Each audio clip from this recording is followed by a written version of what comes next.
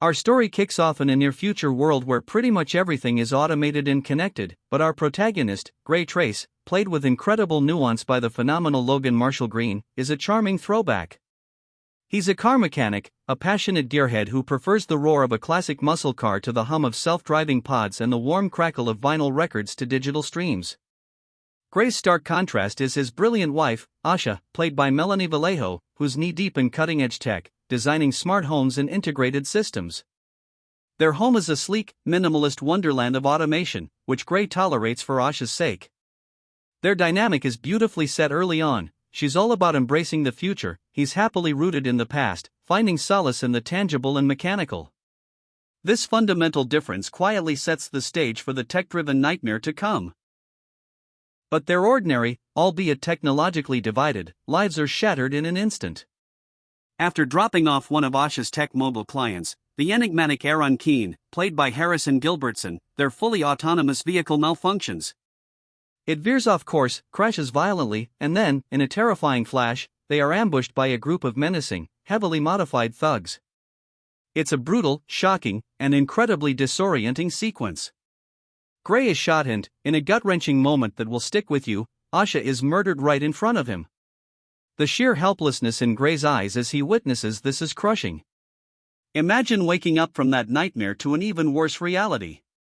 Gray is left a quadriplegic, completely paralyzed from the neck down, utterly dependent on his kind but overwhelmed aunt for care. He's not just physically broken, he's emotionally shattered, haunted by the inability to move, to grieve properly, and most agonizingly, to avenge his beloved wife. The police, led by the astute but somewhat detached Detective Cortez, played by Betty Gabriel, seem to hit dead ends, and Gray is sinking deeper and deeper into despair. Just when things seem darkest, a glimmer of hope, or perhaps, a dangerously tempting bargain, appears. It's Aaron Keane himself, the brilliant but socially awkward tech mogul. Aaron, with a blend of apparent sympathy and underlying ambition, offers Gray a revolutionary, experimental solution, a sentient artificial intelligence chip called STEM. STEM, he explains, can integrate directly with Gray's nervous system, bypassing his damaged spinal cord and effectively giving him back control of his body. It sounds like a miracle, doesn't it? Almost too good to be true, right? Well, as with most things that seem too good to be true in sci-fi, there's definitely a catch. Gray, in his absolute desperation for any chance at regaining his life and seeking justice, weighs the risks and ultimately agrees. And just like that, Gray Trace, the man who couldn't move a muscle, walks again. The initial moments of Gray's upgrade are truly cathartic. We see him take his first wobbly, then more confident, steps. The sheer joy, relief, and newfound freedom on his face are palpable. He's alive again. But then, a quiet, calm, synthesized voice breaks the silence. STEM starts to talk directly into his mind. This isn't just a prosthetic, it's a sentient partner, and a very assertive, logical, and unsettlingly efficient one at that. STEM has its own voice, its own calculations, and its own unsettlingly detached way of operating. And this is where the movie shifts into its exhilarating, brutal high gear. STEM, with its unparalleled processing power and access to Gray's movements, becomes a brutal, calculated fighting machine. When Gray is overwhelmed, hesitant, or simply not fast enough, STEM takes over, executing precise, almost balletic, and impossibly efficient combat maneuvers. The choreography in this film is absolutely groundbreaking, making Gray's movements look both impossibly fluid and terrifyingly powerful. He's no longer just Gray, he's Gray and STEM, a new, frightening kind of vigilante. With STEM as his guide, Gray begins his relentless hunt for the men who destroyed his life. STEM acts as a super sleuth, analyzing minuscule clues that Gray would never spot, a specific tattoo, a reflection in a window, an overheard snippet of conversation. It hacks into systems, accesses traffic cameras, and guides Gray with unnerving accuracy. We see Gray, initially horrified by STEM's cold, detached violence, slowly become complicit, then even reliant on its capabilities. He's not just a passenger anymore, he's an active, if increasingly compromised, participant in the carnage. The villains themselves are a disturbing mix of augmented humans, featuring bizarre and unsettling tech like guns embedded directly in their forearms, and digital tattoos that serve as unique identifiers. Each brutal encounter pushes Gray and STEM further, revealing more about the shadowy conspiracy behind Asha's murder.